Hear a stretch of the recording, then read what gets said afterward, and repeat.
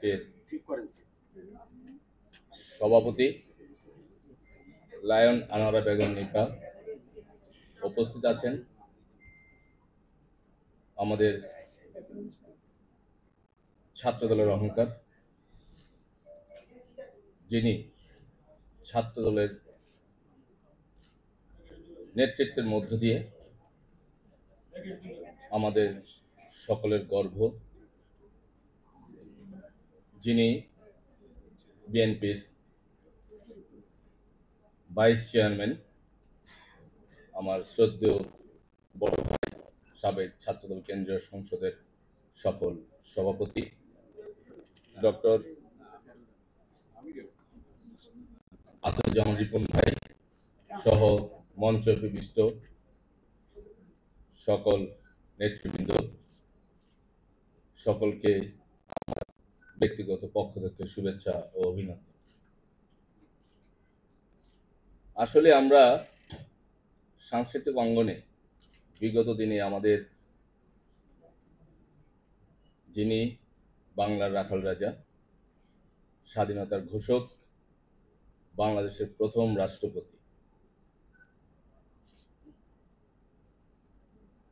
শহীদ president Ziaur Rahman এই সাংস্কৃতিক অঙ্গনকে যিনি ভূমিকা রেখেছেন, বের হয়ে আসছেন। আজকে আপনাদের মিডিয়াতে আমরা একটা ফলো করি বা দেখতে পাই যে ভারতের যে যত নাটকগুলো আছে সেগুলো কপি করে আমাদের দেশে নাটক বানানো হয় বা নাটকগুলো উপস্থাপন করা হয়।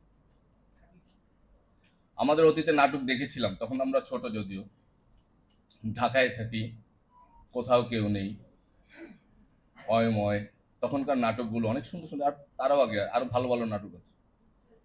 তা আপনাদের প্রতি আমার একটা উদারতা আহ্বান থাকবে, যারা এই সাংস্কৃতিক অঙ্গনে কাজ করবেন, আপনাদের নতুনত্ব নিজেদের মতো করে দেশের সংস্কৃতি দিয়ে নতুন কিছু কিভাবে করা যায়, কাউকে কপি করে নয়, ভারতকে কপি করে নয়, আপনাদের আমাদের যে কালচার আছে, আমাদের সুন্দর এখানে একটা আয়োজন করা হয়েছে, যেখানে আমরা বসে আজকে স্বাধীনভাবে কথা বলতে পারছি। কিন্তু 17টি বছর মুক্তিযুদ্ধ হচ্ছে দুই রকমের। একটা হচ্ছে রাজপথে থেকে আন্দোলন সংগ্রাম করেছে এক মুক্তিযোদ্ধা, আর একটা হচ্ছে উকি মুক্তিযোদ্ধা। উকি মুক্তিযোদ্ধা কি জানেন? যে আমরা যারা রাজপথে ছিলাম, আমরা যারা রাজপথে আন্দোলন সংগ্রাম করেছি, আমরা জেল কেটেছি, মামলা খেয়েছি, আন্দোলন সংগ্রামে ছিলাম, গুলি খেয়েছি, কারাবরণ করেছি, অনেকে গুম হয়েছি।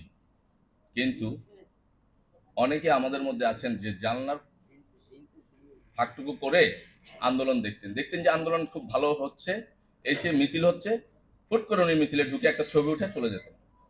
এরা হচ্ছে উকি মুক্তিযুদ্ধ, এরা আন্দোলন সংগ্রাম কখনো করেনি। এদেরকে আপনারা, এদের হলগুলো বিলীন হয়ে যাচ্ছে, ভালো ছবি তৈরি হচ্ছে না, টিভি এখন অনেকে দেখছে না, কারণ ইন্ডিয়ান যেই ওদের যে কালচার, ওই বিষয়গুলো দেখা যায় আমাদের বাংলাদেশে অবিকল নকল করে এরকম নাটক তৈরি করতেছে। ওই নাটকগুলো তো কেউ দেখতে চায় না। আমাদের সংস্কৃতি আছে, আমাদের মতো করে আমাদের তৈরি করতে হবে। আমাদের অনেকেরই মানুষের জীবন কাহিনী নিয়ে তো একটা নাটক তৈরি হয়, ওইভাবে আপনারা বিষয়গুলো দেখবেন, যদিও সময় সংকীর্ণ।